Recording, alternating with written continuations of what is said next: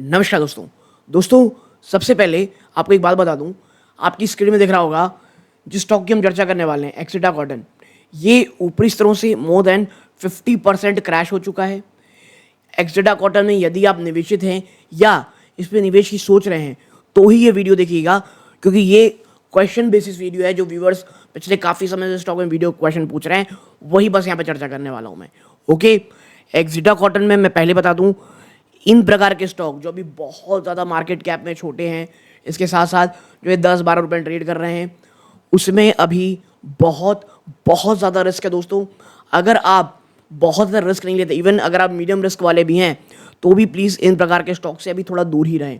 थोड़ा एक तेज़ी आने दें, रैली आने दें, उस प्रकार ही सोचें। मैं ऐसा इसलिए कह रहा हूँ दोस्तों, क्योंकि जब तक बाजार में कोई बहुत बड़ी तेज़ी नहीं आएगी, एटलीस्ट पॉजिटिव मोमेंटम नहीं आएगा, इन स्टॉक्स में कोई बहुत बड़ी तेज़ी हो ऐसे उसके चांसेस मुझे कम लगते हैं। ओके, और ये पूरा वीडियो प्योरली क्वेश्चन बेसिस पे, कोई खरीदने बेचने वाली आ रही या कोई बहुत बड़ा एनालिसिस में यहाँ नहीं करने वाला, छोटा सा यहाँ पे वीडियो रखूंगा। बट हाँ, वीडियो को लाइक ज़रूर कर दें ताकि यूट्यूब औरों को रिकमेंड करे, और प्लीज़ चैनल को सब्सक्राइब ज़रूर कीजिएगा।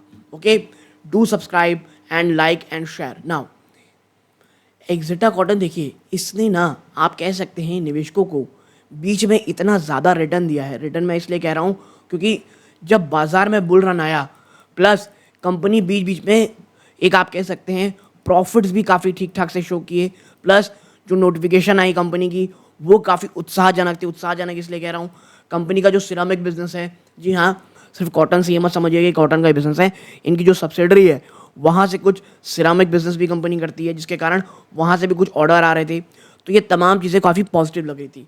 फिर क्या होता है, फिर हर एक चीज़ दोस्तों नेगेटिव ट्रेंड में चली जाती है। यानी कि सबसे पहला, आप Q3 के नंबर लाते हो, उसमें आप लॉस शो करते हो, प्लस आप फिर क्या करते हो, आपका जो निफ्टी है उसमें एक बहुत भयानक गिरावट आती है। तो ये एक बहुत बड़ा नेगेटिव असर करता है। क्यों? क्योंकि अगर बाजार बहुत बड़े स्तरों पे गिरेगा और आप छोटी कंपनी रहेंगी, प्लस आप में थोड़ा नेगेटिव सेंटिमेंट रहेगा, या आप ऑलरेडी भाग चुके होगे थोड़ा बहुत, तो फिर आप में वही होगी बड़ी गिरावट जो यहाँ देखने को मिल रही है। ठीक है, उसके बाद अगर आप देखोगे कि जिस प्रकार की मार्केट कैप की ये कंपनी है, स्मॉल कैप, मिड कैप, ठीक है, और ये मेरे ख्याल से स्मॉल कैप कंपनी है, और हम एग्जैक्टली देखें कौन सी कैप है, या तो ये माइक्रो कैप है या स्मॉल कैप है, जहाँ तक मुझे याद आ रहा है। ये पूरे के पूरे कह सकते हैं आप सेक्टर में, स्मॉल माइक्रो में इतनी ज़्यादा आप कह सकते हैं गिरावट हो रही है, निवेशक इतने ज़्यादा पीट रहे हैं इसमें कि जो आप कह सकते हैं एक सेंटिमेंट के लीजिए या चीज़ें भी थी, उस कारण भी बहुत भयंकर गिरावट हुई। यानी आप पहला बात लॉस कर दिए, निफ्टी में गिरावट, तो फिर अब सेंटिमेंट में गिरावट, जिस कैपिटलाइजेशन में आप आते हैं माइक्रो या स्मॉल, उसमें ओवरऑल गिरावट हो रही है। ये तमाम चीज़ें मिल करके बहुत बहुत निगेटिव असर करे, और 50% यहाँ आप कह सकते हैं क्रैश हो चुका है।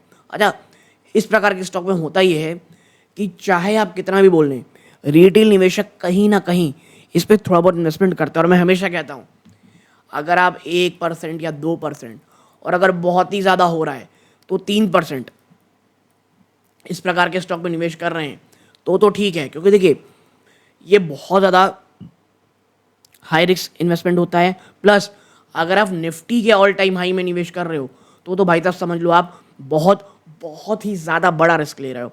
और जब आप 50% के आसपास देखें, आप 50% अपना आप कह सकते हैं पूरी जो पूंजी आपकी वो स्वाहा हो जाती है, उसके बाद अगर आप सोचते हो यार ये क्या हो रहा है, तो फिर वही होता है कि भैया निवेश से पहले पढ़ाई करनी है। और ये बात मैं बार बार लगातार कहता हूँ कि प्लीज़ इन्वेस्टमेंट से पहले खरीदारी की सोचें, क्योंकि एक बार आप खरीदारी कर लिए, बाजार में गिरावट हो गई, फिर रिटेल निवेशक क्या करता है, ये चीज़ कभी बुक नहीं करता, क्या, लॉस। अरे भाई साहब, आप बाजार में आए हो तो लॉस होगा आपको। एक वही आप कह सकते हैं व्यूअर का भी एक क्वेश्चन था कि भाई क्या लॉस बुक कर लें, अभी थोड़ा ज़्यादा नहीं हो रहा, या और एवरेज कर लो। देखिए, ये at the end of the day आपके ऊपर होता है। आप निवेश से पहले ये सोच के रखिए कि भाई देखो, मेरा रिस्क फैक्टर है 20% का, या स्टॉक बहुत छोटा है, या कह सकते हैं मार्केट कैप थोड़ी है, तो मैं 30% का रखूँगा।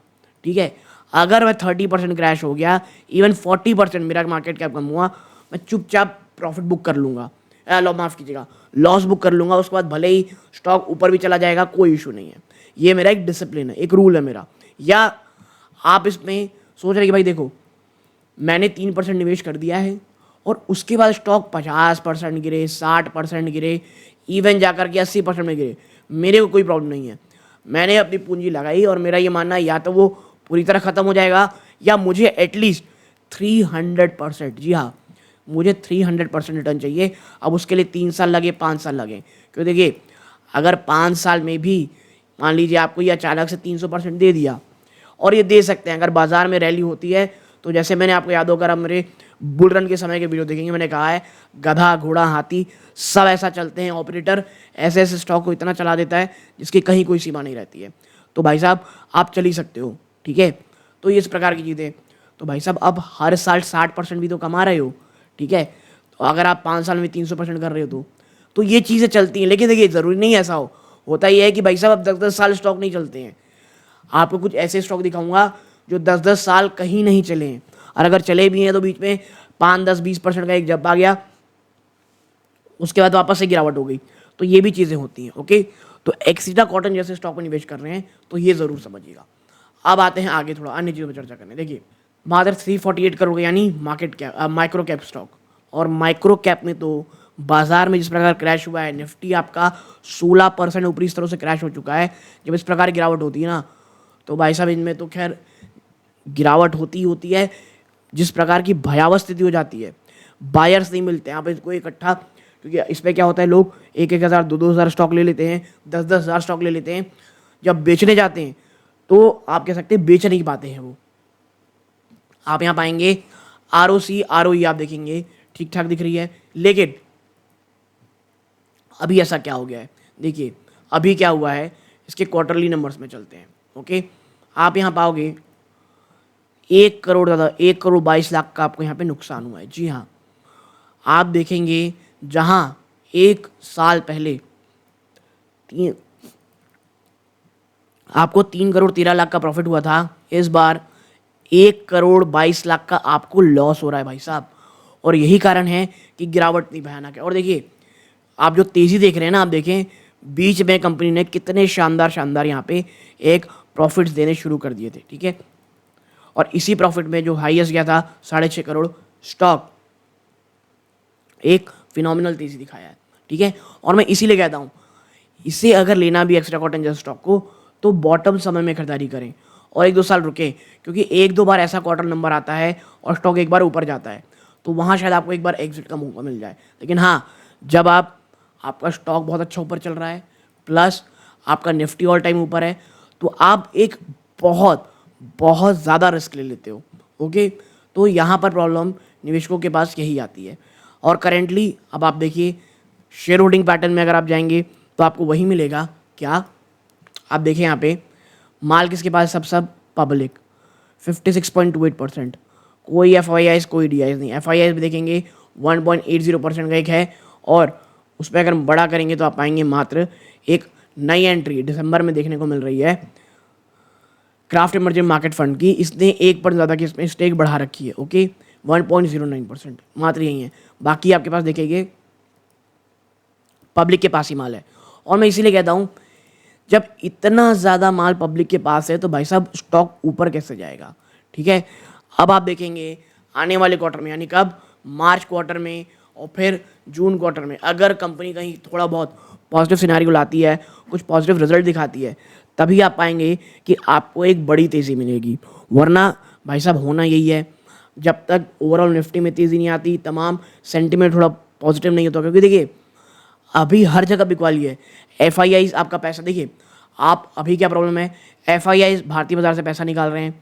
ट्रम्प भाई साहब जब से आए हैं पूरी अनसर्टेनिटी है, तो बाजार अनसर्टेनिटी को भी नहीं बर्दाश्त कर पा रहा है, उस कारण भी आप देखेंगे तो आपको गिरावट देखने को मिलेगी। इसके साथ साथ आप देखेंगे माइक्रो कैप स्मॉल कैप में गिरावट देखने को मिल रही है।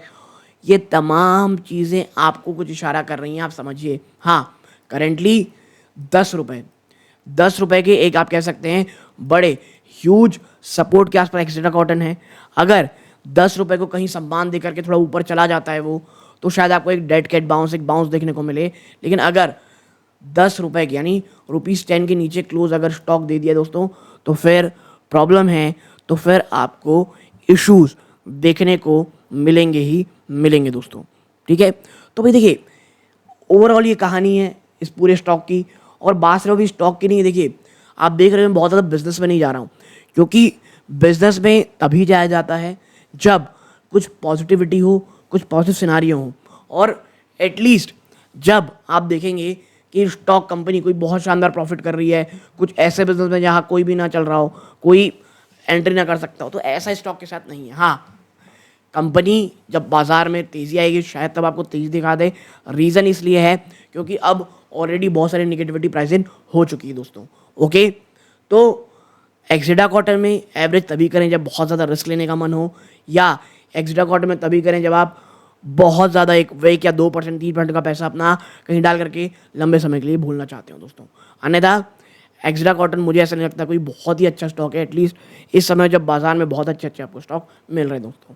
ओके, तो एक छोटी एनालिसिस आप लोगों से शेयर करनी थी। वीडियो अच्छा लगा लाइक करके चैनल सब्सक्राइब जरूर कीजिएगा। ये सूर्यकांत है,